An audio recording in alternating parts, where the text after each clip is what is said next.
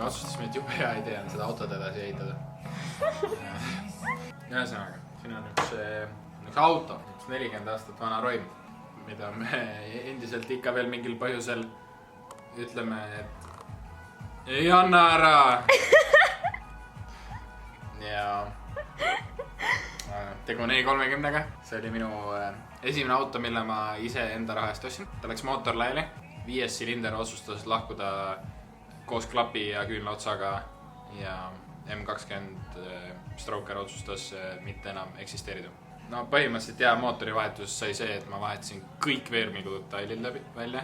No ühesõnaga mootoriga on ka mingid erinevad plaane olnud, aga ma lõpuks lähen üsna lihtsalt teed mööda. Tuleb 3-0. Kõik veermikud detailid on käinud pulbris ja uued puksid, uued koilid, kõik kuluosad uued, siis on mingi hea idee oli kaitsmekarp kapoti alt ära viia. Seda enam ei ole seal, see läheb tuppa armatuuri alla. Kogu kerejuhtmestik on ümber teibitud, siis lisaks on ta üleni üle värvitud ja siis on see kapatialune. Ma päris täpselt enam ei mäleta, kust see idee tuli, aga põhimõtteliselt tuli idee teha shaved engine bay.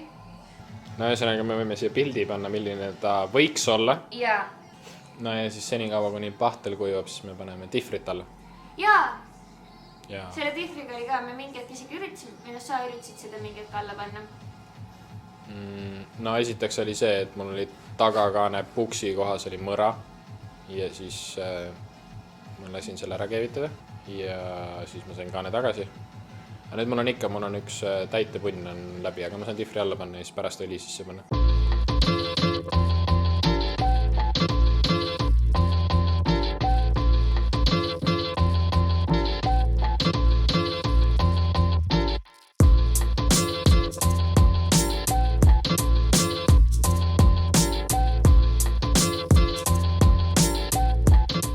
No mis juhtus?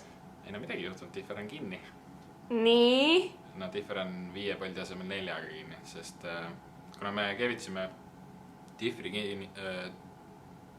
kinnituse tugevdused, aga meil ei ole käbipuuri ja siis see auk oli natuke veits viltu. No siuke mingi 0,5 milli äkki. See tähendab seda, et üks poltidest diffrile ei läinud normaalselt sisse. Ühesõnaga, Robin läks ära, ta läks täna õhtul ära ja siis ta tuleb reede hommikul tagasi. Ma mõtlesin, et kuna Robin on ära ja ma mingil põhjusel mäletasin, et ta on 2 päeva ära, siis ma mõtlesin, et ma jõuan selle auto üle kruntida ja üle värvida. Ja kui Robin koju tuleb, siis ma saan teha nagu mingi big wow surprise. Aga igatahes ma sain aru, et ma ei jõua seda teha, sellepärast et mul on homme üli palju asju teha ja ma saan seda nagu sellega tegeleda ainult õhtul ja see läheks maru hilja peale. Aga ma mõtlesin, et äkki ma ikkagi jõuaks ainult üle kruntida, et ma nagu värvima ei hakka ja krunti lihvima ja nii edasi, aga et me jõuaks ta lihtsalt üle kruntida. Ma ei taha pahtlit enam mitte kunagi uuesti näha. Me täna otsustasime, et me võtame jõulukuuse endale. Või no tegelikult ma tahtsin kogu aeg kuske, aga ma ei julgenud öelda, jah. Aga siis täna me kogemata jõudsime sinna, et me võtame kuuse. Ja siis me hakkasime sellega õhtul tegelema ja siis kõik kuuse see on uus sumpa muidu. Kui te mind ei kuule ja kuulete ainult sumpat, siis see on uus sumpa. Jah. Aga siis Robin helistas kuhugi kuusejaama ja siis me käisime kuusejaamas kuusel järel. Algus me tahtsime 2 meetrist nulgu, aga siis nulgusid ei olnud ja me vaatasime, et 2 meetrised on suhteliselt vanetud. Nagu juba, siis juba. Jah, ja siis me võtsime 3,5 meetrise ja nüüd see on meil siin katusel. Ja nüüd me sõidame sellega koju. Aga kõigepealt me läheme teeme sellega purni. On ju? Jah.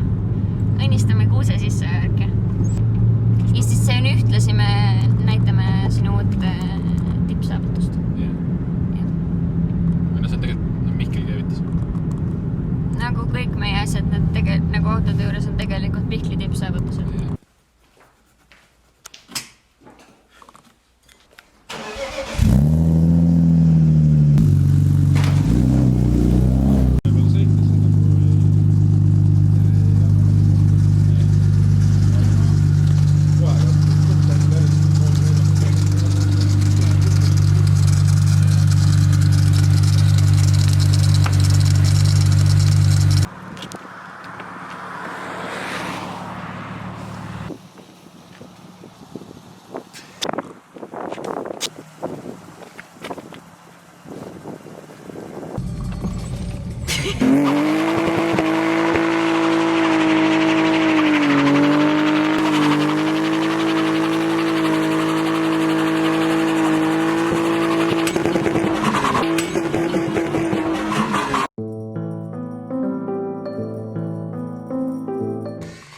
8 foot-pounds, 65 newtonit. Käsi on kalibreeritud või?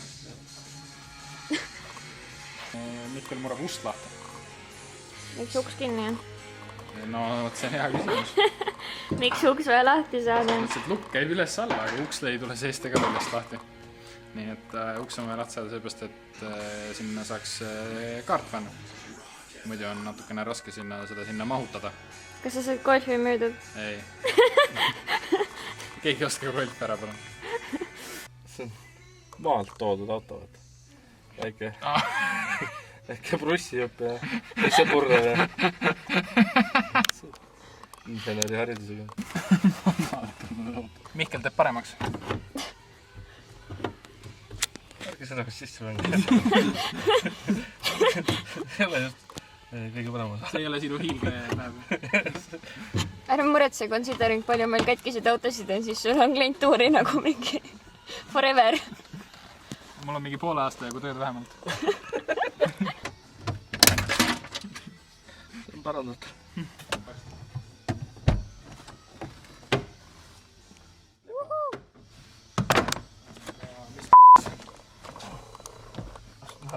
Nüüdseks lukk.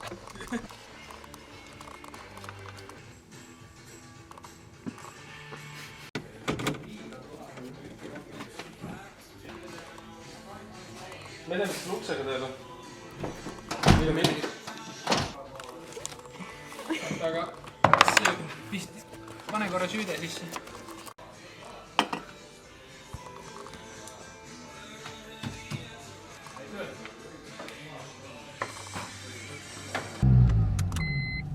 Noh, nagu uus. Keetsi. Näni, vaata, mis tuli. Kuusk.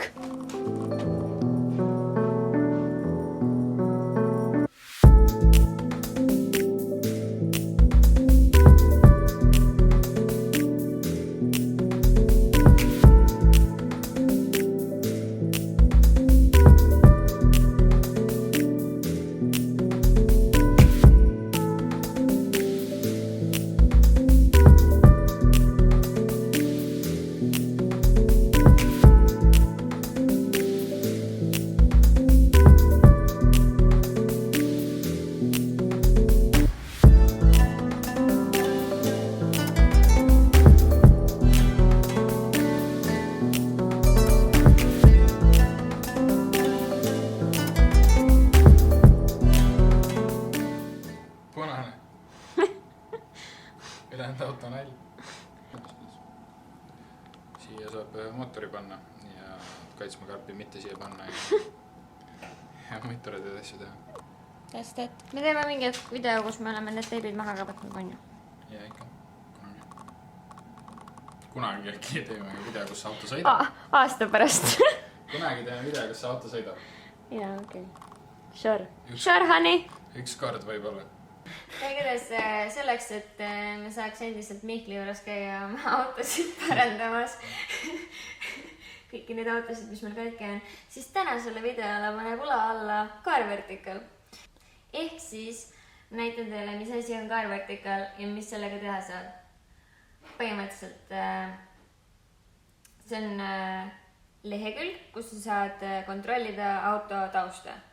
Siin on näidisaruanne, mis siis näitab nagu juhul, kui sul on kõige hullem variant üldse, siis siin on näidatud, mida kõike sa selle auto kohta teada võid saada. Ehk siis alustades sellest, mis mingid õnnetused temaga on juhtunud ja mis pildid sellest kätte on saada. Ja siis siin on näiteks ära näidatud ees paremal vigastus võib täitsa olla. Võib-olla oli. Täitsa võimalik, et on. Ühesõnaga, siin on mingid erinevad probleemid, mis selle autoga võivad olla, mingid alustades vandalismist ja lõpetades, ma ei tea, selleks, kas ta on ootel romuauto. Siis siin on tuvastatud sündmused, mis näitab, kus mis midagi toimunud on. Alustas sellest, et ta on toodetud näiteks mingi Saksamaal ja kus tal õnnetused olnud on ja kus ta ülevaatustel käinud on, I believe. Jah. Yeah. varastatud sõidukite kontroll, lõbusad asjad, mida teada, kui sa ostad autot. Hooldused. Uuematel autodel on hooldusajalugu seal, jah? Ja siin on jälgige selle sõiduki tulevasi hoolduskulusid. Siin on teenindusaeg isegi välja toodud. Saad teada, mitte kohvisid vahepeal juba.